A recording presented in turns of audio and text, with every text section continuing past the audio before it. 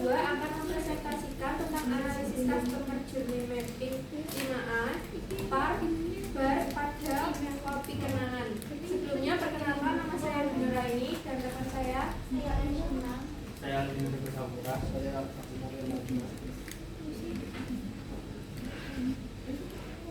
Yang pertama di sini ada profil kopi kenangan.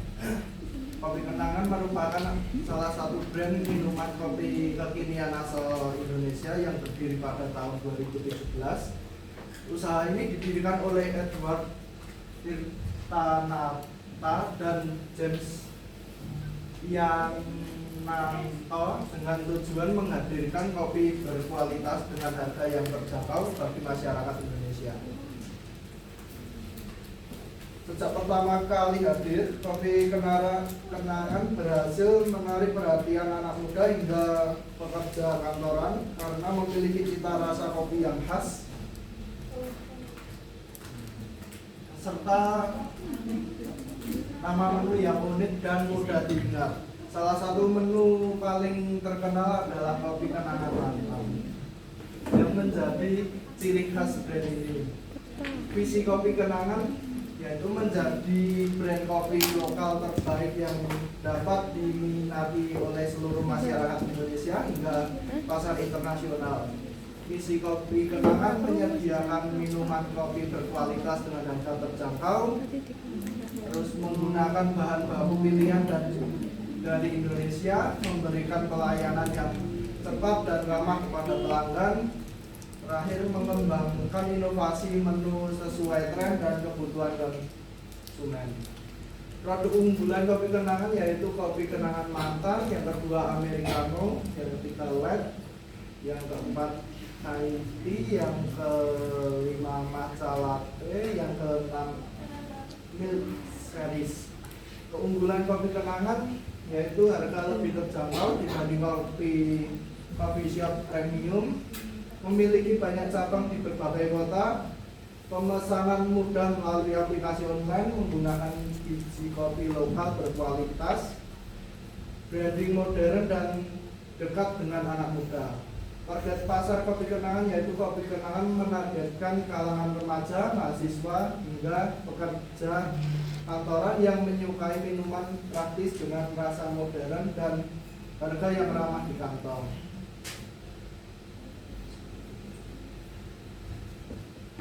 Terus customer journey mapping 5A. Yang pertama aware, yaitu sadar.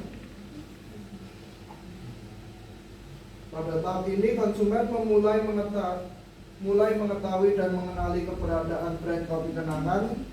Konsumen sadar akan merek ini melalui beberapa titik interaksi. Yang pertama, paparan media sosial. Konsumen melihat konten visual yang estetik di Instagram, tren yang lewat di FYP TikTok, atau melihat update instastory teman yang sedang membeli kopi kenangan. Yang kedua, keberadaan gerai fisik. Konsumen melihat logo dan gerai kopi kenangan yang tersebar luas di lokasi strategis seperti mall, toko, pinggir jalan, stasiun, hingga area SPBU. Yang ketiga, aplikasi online. Konsumen tidak sengaja melihat logo atau menu kopi kenangan saat sedang berselancar mencari makanan atau minuman di aplikasi GoFood, GrabFood, atau Shopee Food. Yang kedua, di sini ada appeal atau tertarik. Setelah mengetahui keberadaan brand, konsumen mulai merasa tertarik dan penasaran untuk mencoba produk kopi kenangan. Faktor pemicunya antara lain, yang pertama, nama menu yang unik dan relatable, penggunaan nama menu bertema romansa atau galau seperti kopi kenangan mantan, menarik perhatian emosi konsumen, khususnya anak muda. Yang kedua, nama menu yang unik dan relatable. Konsumen tertarik karena harganya yang terjangkau, ramah di kantong mahasiswa atau pekerja, namun menawarkan kualitas rasa kopi yang tetap premium dibandingkan kopi sasetan. Yang ketiga dan terakhir, strategi promo yang agresif. Adanya diskon khusus pengguna baru di aplikasi Kopi Kenangan, promo cashback atau paket bundling menarik di aplikasi ojek online yang membuat konsumen merasa sayang jika melewatkannya.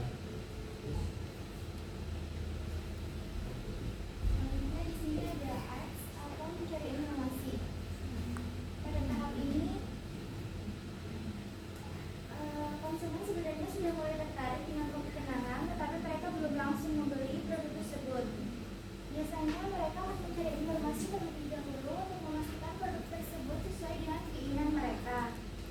Contohnya, mereka melihat review di TikTok, Instagram, atau YouTube untuk mengetahui rasa dan kualitas produknya.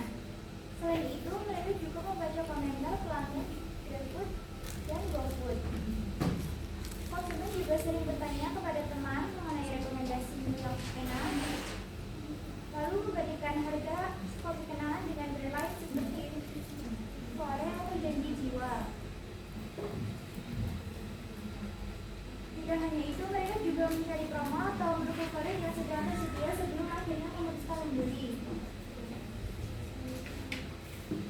Kemudian yang keempat ada act atau membeli, yaitu pada tahap ini konsumen akhirnya memutuskan untuk membeli produk kopi kenangan tersebut. Pembelian bisa dilakukan secara langsung di outlet maupun melalui aplikasi online. Contohnya, mereka langsung membeli langsung di gerai kopi kenangan, memesan melalui GrabFood, GoFood atau ShopeeFood, menggunakan promo cashback atau voucher diskon, dan yang terakhir membayar menggunakan e-wallet seperti GoPay, OVO atau Shopify. Dan yang terakhir ada advocate, yaitu merekomendasikan. Pada tahap ini, konsumen yang merasa puas terhadap kopi kenangan, mereka akan mulai merekomendasikan produk kepada orang lain. Biasanya, mereka akan memberikan review positif setelah membeli dan menikmati produk tersebut. Contohnya, yaitu mengupload minuman di Instagram atau TikTok, yang kedua memberikan review positif di media sosial, yang ketiga mereka mengisikan kopi kenangan kepada teman atau keluarga, yang keempat mengajak teman membeli bersama, dan yang terakhir melakukan repeat order karena merasa puas dengan produk dan pelayanan. Selanjutnya ada PAR atau Purchase Action Ratio. Langsung saja ke perhitungannya. Data yang digunakan untuk menghitung PAR yaitu aware sebesar 1 juta dan X 250.000. Untuk menghitung PAR, X dibagi dengan aware, jadi 250.000 dibagi dengan 1 juta hasilnya 0,25. Nah, dari 100 orang yang mengenal kopi kenangan, sekitar 25 orang akhirnya membeli produk. Artinya, kopi kenangan berhasil menarik perhatian banyak orang, tetapi belum seluruh calon pelanggan berhasil dikonversi menjadi pembeli. Nah, penyebab tidak semua calon pelanggan itu membeli ada banyak faktor. Yang pertama, banyak kompetitor. Yang kedua, harga delivery mahal. Yang ketiga, antrean panjang. Yang keempat, hanya tertarik tanpa membeli, dan masih banyak lagi. Selanjutnya yaitu BAR atau Brand Advocacy Ratio. Data yang digunakan untuk menghitung BAR yaitu aware dan advocate.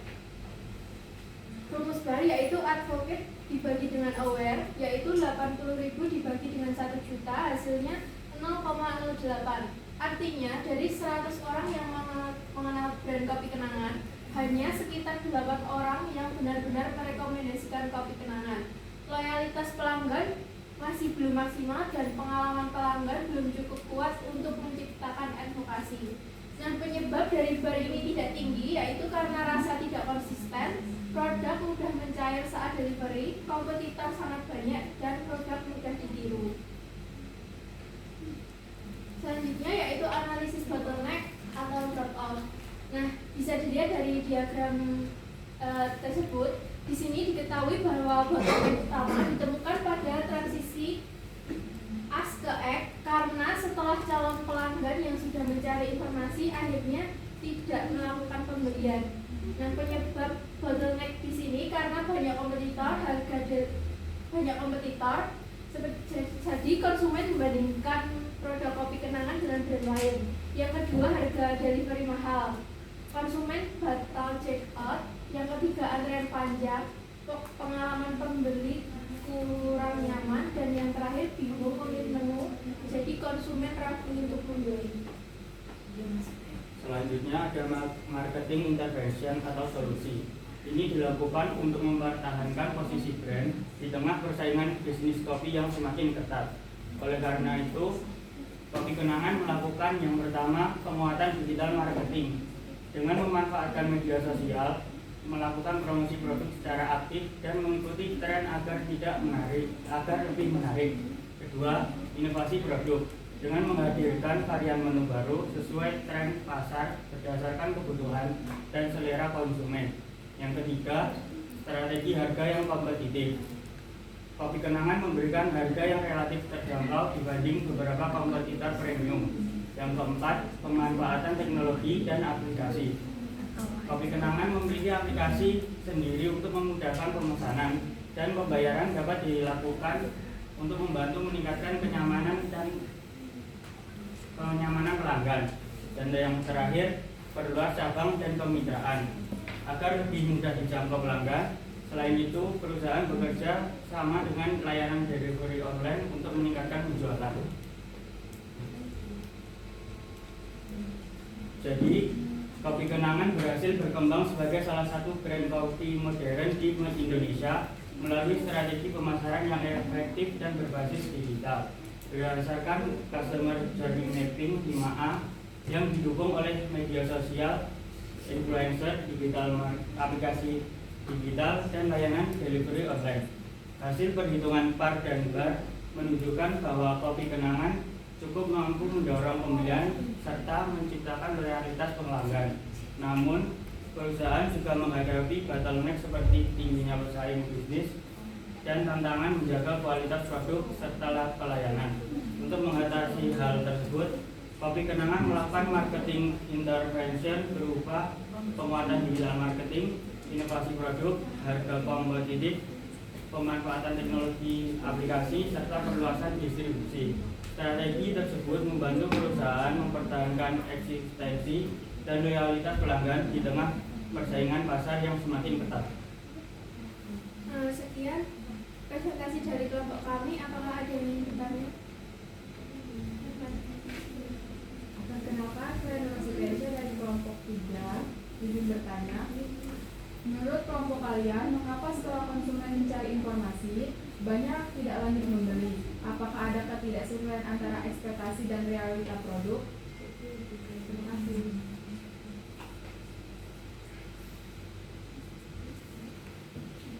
Di sini saya akan menjawab pertanyaan dari Jur